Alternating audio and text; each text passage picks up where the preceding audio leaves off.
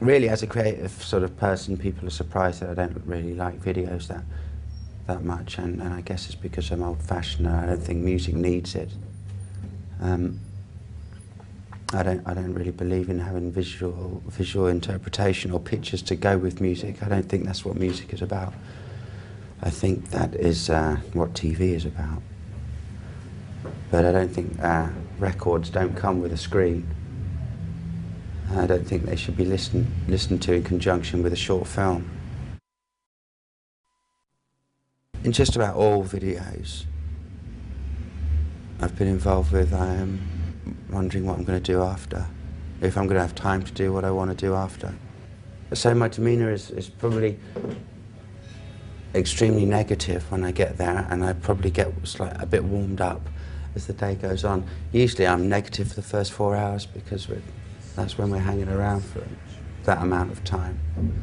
And I think in the case of the Universal video, we were in mid-tour in Paris, and we had a day off, and I'd arranged for my girlfriend to visit me, so I was very happy about having to make a video. But you know, Jonathan was a lovely bloke, and it was difficult to be in a bad mood.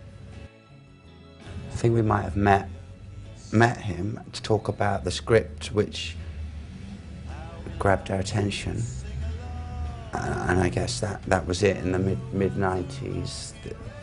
That sort of imagery was getting a revival, I suppose. I think the film had been unbanned, or we'd just seen the film on a tour bus, a really bad copy of the Clockwork Orange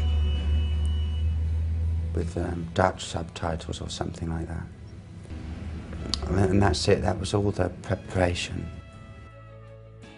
At the time, you know, and still my interest in videos is pretty minimal, so, and I was part of a 4-people brigade, so pretty much whatever I said didn't matter if the other 3 wanted to do it.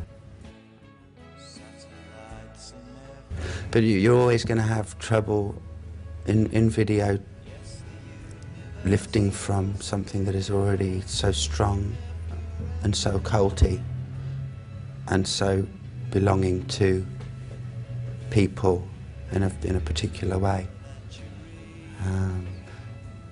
If you're dealing with things that are banned, then people have a stronger attachment to it, and I think when things become unbanned, I think people are almost regretful of it. Like when small bands get big, the original fans don't like it.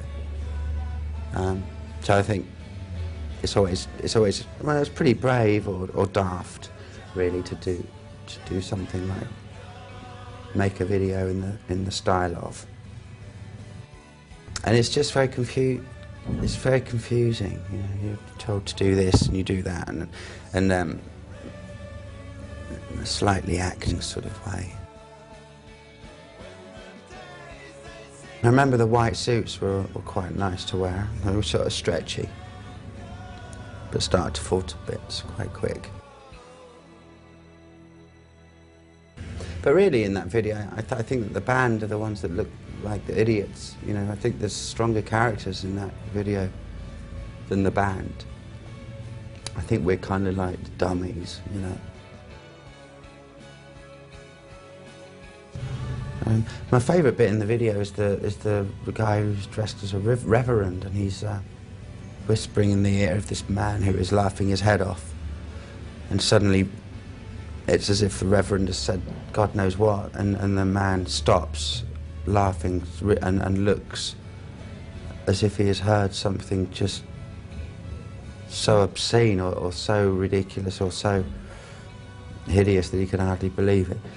And I think it's only about 3 or 4 seconds, I think, but that is a really excellent little bit in the video.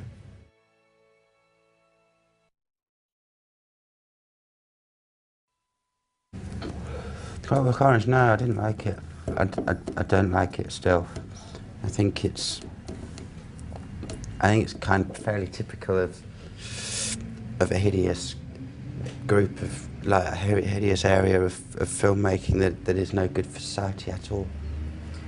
I think it's hideously violent, and I don't like violence against women in any films, no matter what the circumstances. I think it's unacceptable. So, no, I don't like the film particularly. I don't really get if there's prisoner. Which bits are prisoner related? Do you know? The sort of the floating orb that's falling around after people. No. There isn't a floating orb chasing people, is there? I thought there was. I think there's like a golf ball looking thing on a stand, but that's speakers, isn't it? Oh, okay. That people are like listening to.